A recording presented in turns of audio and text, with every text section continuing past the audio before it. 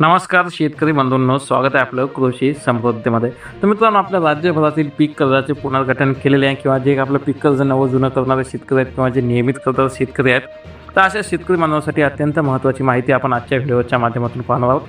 खास करून विशेष म्हणजे ही जी काही माहिती आहे तर ते आपल्या जिल्हा बँक आणि त्यासोबत SBI बँक, तर या दोन्ही बँकांच्या व्यवस्थापकांनी दिलेली एक अतिशय महत्त्वाची माहिती आहे. आणि ही माहिती म्हणजे की आपल्या खास करून आपल्या नियमित करदार शेतकरी बांधवांसाठी किंवा पीक कर्ज पुनर्गठन किंवा नवे जुने करणाऱ्या शेतकरी बांधवांसाठी अत्यंत महत्त्वाची माहिती आहे. कारण की जरी आपल्या राज्य शासनाने जे आपले थकबाकीदार शेतकरी आहेत त्यांच्यासाठी कर्जमाफीची घोषणा केली आहे, तरीसुद्धा आता आपला मे महिना उलटत येऊनही एकाही शेतकऱ्यांची कर्जमाफी जी आहे तर ती झालेली नाही आपल्याला माहीत आहे.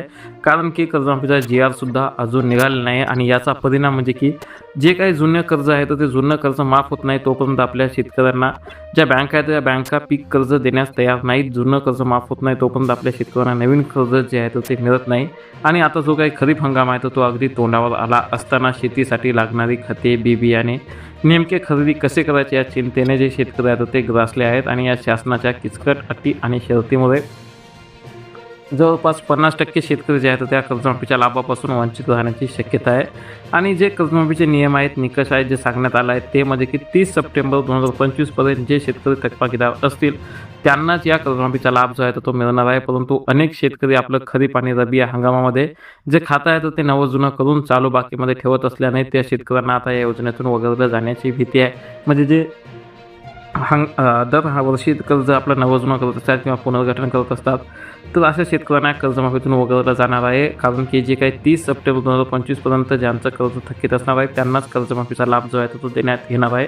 आणि महत्त्वाचा विषय म्हणजे की जी काही कर्जमाफी होणार आहे तर या आशेने आपल्या अनेक शेतकरी बांधवांनी कर्जमाफीचं आमिष पाळून किंवा कर्जमाफीसाठी आपलं पीक कर्ज जे आहे तर ते भरलेलं नाही. आणि त्यामुळे सध्या हे शेतकरी जे आहेत ते ना थकबाकीत आहेत ना चालू बाकीत आहेत, परंतु त्यांच्यावर जे आहे तर ते रक्कम थकीत आहे. आणि त्यामुळे या शेतकरी अडचणीत आलेले आहेत. आणि यासोबतच जी आपली जिल्हा बँक आहे तर ती सुद्धा जिल्हा बँकेचा जो काही कार्यकारी मंडळ आहे तर त्याचा कार्यकाळ संपल्यामुळे सध्या जिल्हा बँकेला वारली जो आहे तो उरलेला नाही. आणि त्यामुळे जिल्हा बँकसुद्धा अडचणीत आलेली आहे.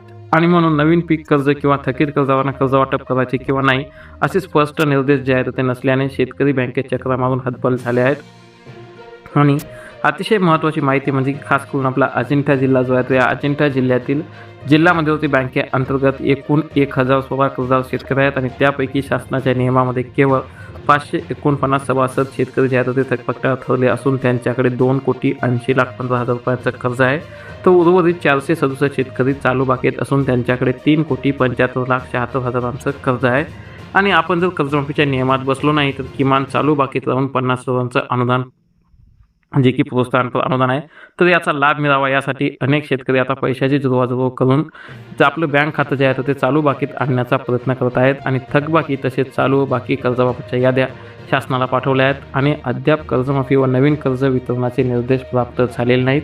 आणि मात्र नवीन खातेदारांना पीक कर्ज वाटप सुरू आहे आणि थकबाकीदारांना कर्ज वितरण सुरू नाही अशी माहिती स्वतः आपल्या SBI बँकेचे व्यवस्थापक इम्रान खान यांनी दिली आहे.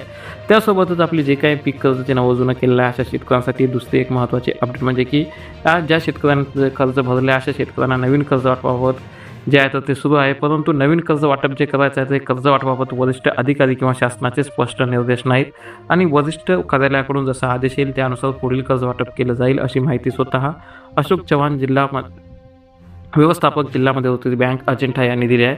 तर आपल्या जास्तीत जास्त शेतकरी बांधवांना हा व्हिडिओ ही माहिती ही अपडेट नक्की शेअर करा. चॅनल नवीन असेल नक्की सबस्क्राईब करा. धन्यवाद. मित्रांनो, सध्या गरमीचा पारा खूप चढला आहे आणि अशातच आपल्याला जर 5 ते 10,000 रुपयापर्यंतचे टॉप 30 कूलर घ्यायचे असतील तर त्यांची लिंक आपण व्हिडिओच्या माध्यमातून दिलेली आहे. तर तुम्ही नक्कीच एकदा चेकआउट करू शकता.